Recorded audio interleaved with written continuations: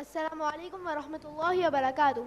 I am here with another episode of Common Misunderstanding about Islam. Today we have a common Muslim, Mr. Arif, and a Muslim scholar, Mr. Abdullah. And I'm your host, Kamran. Mr. Arif, why do you want Islam or Sharia in Pakistan? Islam has a perfect welfare system. It will provide us prosperity. We will not require any help from other countries. Do you agree, Mr. Abdullah? Assalamu alaikum wa rahmatullahi wa barakatuh. Partially, Islamic welfare system doesn't provide prosperity to everyone. It may increase the income of poor people, but at the same time, it will decrease the increasing rate of monetary income for wealthy people. I said monetary income because Allah says, we increase the sadaqat and decrease the interest. Those people who do not believe in Akhirah, their account closes as they die.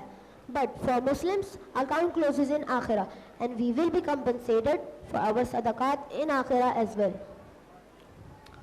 Don't you believe that Islamic system will make our life comfortable? I can say about comfort. Yes, this world will be more peaceful if Islam prevails. لَقَدْ خَلَقْنَا الْإِنسَانَ فِي كَبَدٍ. We have certainly created man into hardship. So how in the world, under the circumstances, we will have comfort? Brother Abdullah, I want to ask you, who will go to Jannah, the poor people or rich people? Those who are with Iman and Muslim in the literal meaning. What do you mean by literal meaning? Poverty or wealth is part of our test paper. Allah says in Quran, إِنَّا جَعَلْنَا مَا عَلَى الْأَرْضِ زِينَةً لَهَا لِنَبْلُوَهُمْ أَيُّهُمْ أَحْسَنُ عَمَلًا. Indeed, we have made that which is on earth adornment for it, that we may test them as to which of them is best in deeds. We are in examination hall and we should act according to Allah subhanahu wa ta'ala's teachings. Allah has provided guidance to us in all situations. What should one do when he is poor? What should he do when he is rich? What should he do when he is sad? And what should he do when he is happy? Thanks, Brother Abdullah. I heard people saying that Allah subhanahu wa ta'ala has blessed me in this world and He will take care of me in the hereafter, and they are heedless of their acts. Sure, again, only if he is using Allah's blessing the way Allah has told. Absolutely right. Brother, what about our appearance? People say your inner should be clean and it has nothing to do with your appearance. Very good question. If your inside is clean, it will show in your appearance. It may happen that one's heart is not pure, and he is showing off through his appearance. But it cannot be possible that your heart is pure and it doesn't show in your appearance. And by the way, good appearance means appearance like Rasulullah sallallahu alaihi wasallam. Allah says in Quran, لَقَدْ كَانَ لَكُمْ فِي رَسُولِ اللَّهِ أُسْوَةٌ حَسَنَةٌ لِمَنْ كَانَ يَرْجُو اللَّهَ وَالْيَوْمَ الْآخِرَ وَذَكَرَ اللَّهَ كَثِيرًا. Indeed, in the messenger of Allah, Rasulullah, peace be upon him, you have a good example to follow for him who hopes for the meeting with Allah and the last day and remembers Allah much. Another confusing argument. I heard people saying Islam is peace, and we also hear about war and jihad. How would you explain that? Islam is peace and war at the same time. It provides peace to those who want to live in peace, and it acts to fight against all evils. So, it is peace for the peaceful society, and it is war against all evils. Brother, why people in West are better than us, even though they are not Muslims? This is our wrong impression due to our inferiority complex and our near past of slavery. What do you mean by near past? Time before independence of Pakistan, they used to rule us, and somehow we have inferiority complex. Anyway, they are better than us is just a statement, and as a Muslim, we cannot say this because Allah says in Surah Al-Imran, ayat number 110.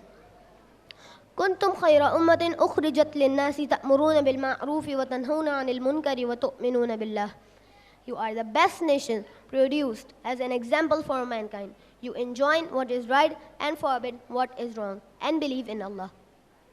And for non-Muslims, Allah says, And we have certainly created for hell many of the jinns and mankind.